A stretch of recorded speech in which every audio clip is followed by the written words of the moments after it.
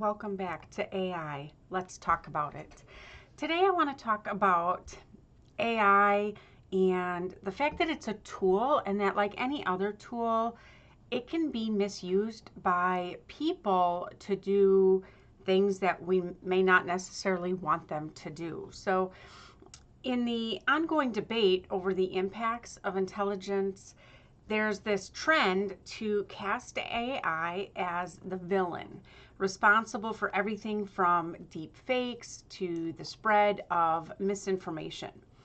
But I want to ask you, is this really fair to blame AI for these issues? And in my opinion, is like blaming a gun for violence. Now, I get that this is very controversial, especially here in the United States, but the truth is, guns don't kill people, people do. And the same applies to AI. AI doesn't create deep fakes or spread misinformation on its own. It's a tool, like a gun, that can be manipulated by humans. It's an inanimate object. It's a neutral tool with no inherent morality or intent. Its power lies in its design and the intent of those who wield it. When AI is used to create a deep fake, the fault does not lie with the software itself or the algorithms or the machine learning or necessarily the large language models, although that does complicate things. It's the responsibility and the fault lies with the individuals who have developed and deployed that particular part of artificial intelligence for malicious purposes. So just like when a gun is used in a crime, the responsibility lies with the person pulling the trigger, not the firearm. So let's put this in a lighter context, okay? If I were to hit my husband over the head with a cast iron skillet or a rolling pin, would you hold the manufacturers of the cast iron skillet accountable? Or the designers of the new rolling pin? Most likely not. In fact, I'm quite sure I would be the one tested and tried in that scenario. So why do we treat new technology differently? Why do we point fingers at the tool itself instead of addressing the real issue, the human element behind its use? Okay, so I'm trying to be funny and use humor to highlight a critical point: the importance of human responsibility. The engineers, developers, and users of AI systems hold the power to determine whether these tools are being used for good or ill.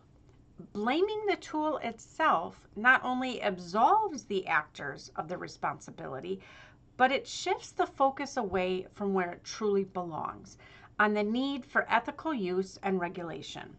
So just as society has grappled with the need for responsible gun ownership and regulation, we must now navigate the same complex terrain with artificial intelligence, ethics, and governance.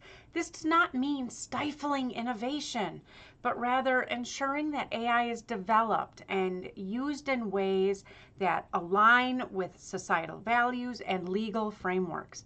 Effective regulation should seek to prevent the misuse of AI, just as gun control laws aim to prevent violence, but without unduly hindering legitimate and beneficial uses. This analogy underscores the need for education and awareness. Just as gun safety is taught to ensure that firearms are handled responsibly, there's a need for education around AI, both for those who develop it and for those who use it. Understanding the potential risks and ethical implications of AI is essential to preventing its misuse.